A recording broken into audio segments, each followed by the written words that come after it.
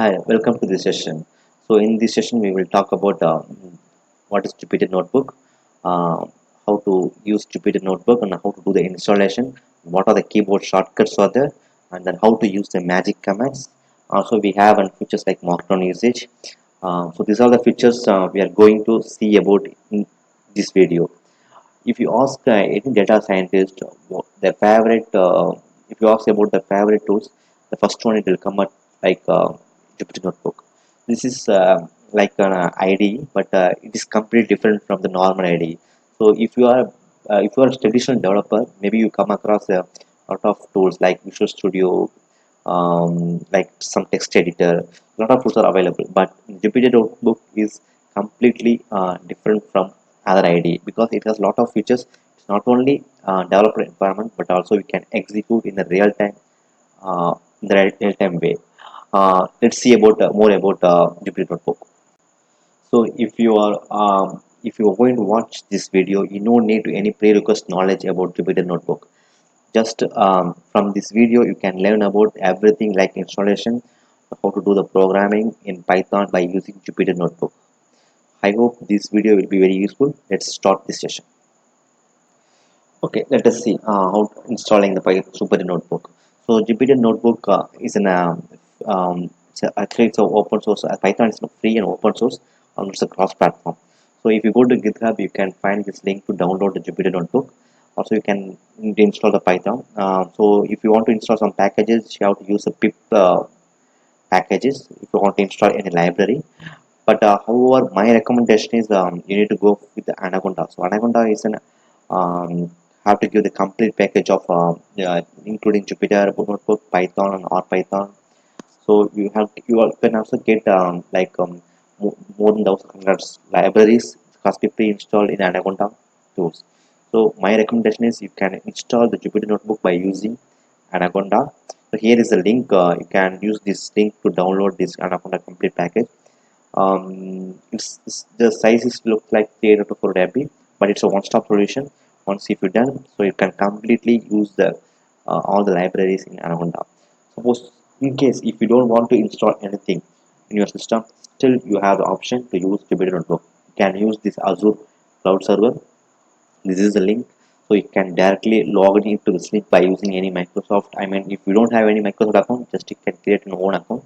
It's a completely free, so you can just need to log in into your account, and then you can able to use Jupyter Notebook in Cloud Server. This Azure Cloud Server. So in the same way, you can use it in your system. So if you want to save any files, you can able to save in the Azure server.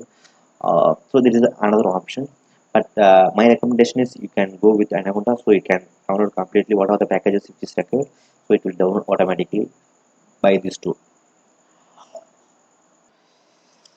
Okay, now assume that you have installed Jupyter Notebook by using Anaconda. So let us see how to open Jupyter Notebook. It's very simple. There will be two ways you can open Jupyter Notebook. One is you need to go to command prompt or any terminal. Just you have to type Jupyter Notebook, or else just you can run the Jupyter Notebook like this.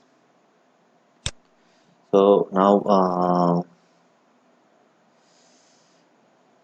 the Jupyter Notebook will open. So if you see here, so if first of what you are seeing is localhost 800 port, so you can go here, you can create a new notebook Python 3. Okay, this is the new notebook which I have created. So here you can change that name, whatever whatever name you want to give, you can do. Chapter 1 I feel. So now it got saved as chapter 1. So Python 3. So the shell is now running. Okay, now we will see the what are the shortcuts, what are the basic shortcuts which we are going to use in Jupyter Notebook.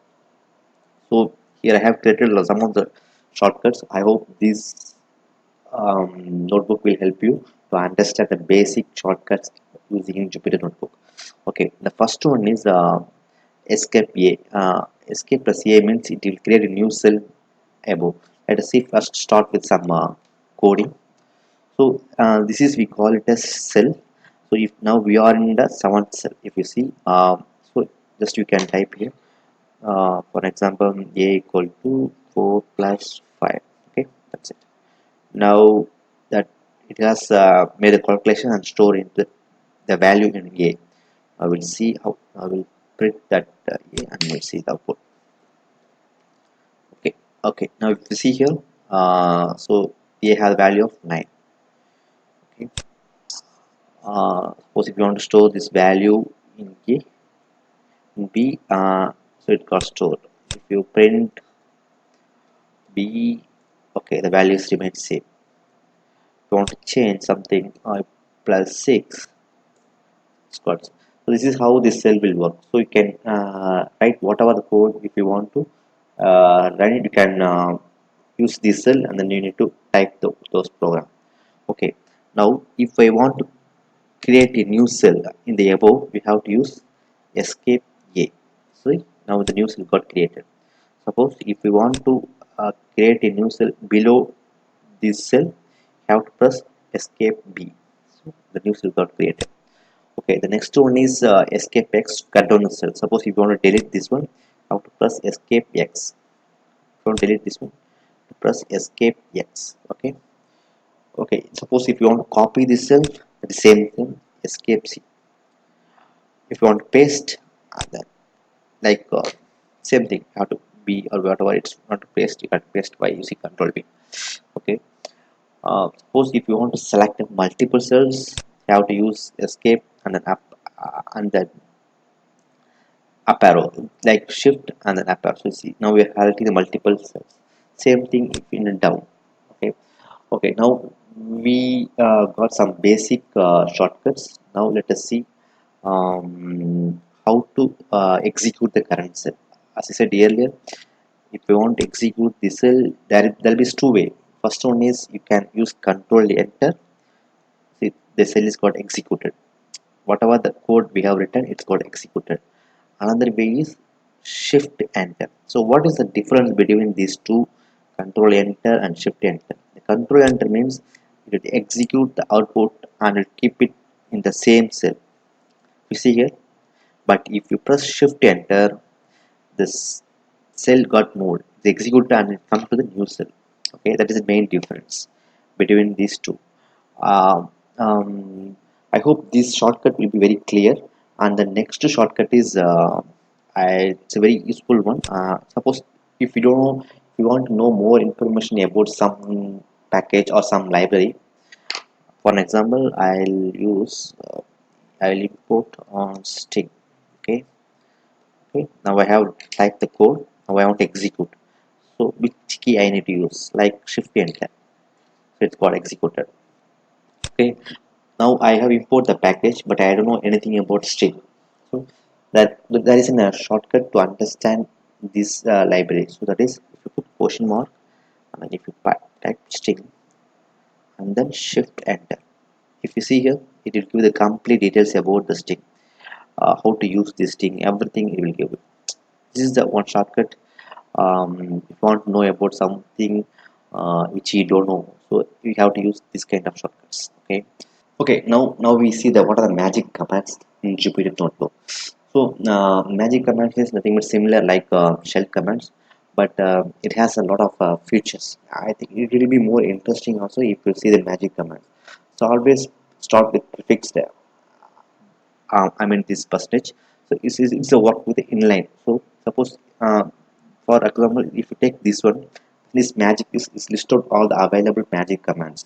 Suppose if you run the list of codes, but again if you are deleted, but you want to see the history, means you can use this command to see all the session history.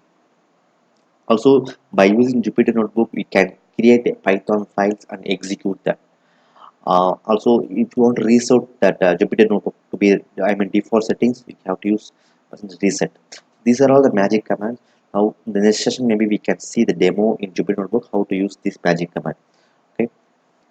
Okay. Now we can see the magic. What are the magic commands? How we can execute and then we can use it in Jupyter Notebook. Okay. Let's see magic commands. Right. Let's make a note. Okay, before in that I forgot something which I want to mention. So here you have one more option, like this is not a code, but you want to make it as a like a note. For that you have an option like markdown. So if we click this markdown, this is changed to not as no, it's not a cell now, it's a markdown. So you can enter whatever nodes you want to add, you can add here. For example, if we put ash double ash, if you execute, see this is a magic command. This is a heading we gave. Okay, now we move to next cell. Okay, now we move, this is a magic. Now we, what are cells available, we'll see. Percent ls magic. Okay, now we got all the magic words and it's available in Jupyter Notebook. If you see here, auto wait, auto call, and then history. Let us try history. Okay, history. Yeah. Okay. Now we got all this thing whatever we have typed earlier. So it lists out all the command. Let us try something different. Okay. Okay, we'll take something write file. Okay. See, we see here is a write file, which means if you want to create a new Python file outside Jupyter Notebook, that is possible in Jupyter Notebook. It's in this cell itself. You can create a new file outside the Jupyter Notebook, but by using this magic command. Let's try. First, we'll import some import string. Okay, equal to 5 plus 5. Okay, print. Okay, this is okay. Now we want to store this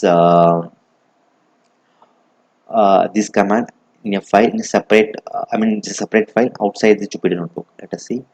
For that we need to use this keyword write file. Where is it? Right, yeah. Okay, write file.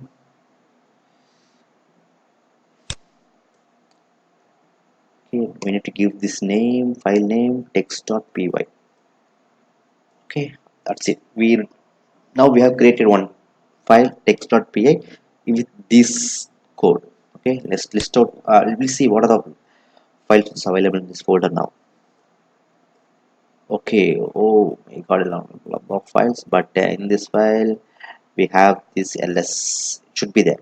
Okay, that is the advantage of magic commands. I hope this session is very clear to you. So please subscribe and then give me your comments. Maybe I create a one more video for this Jupyter Notebook production.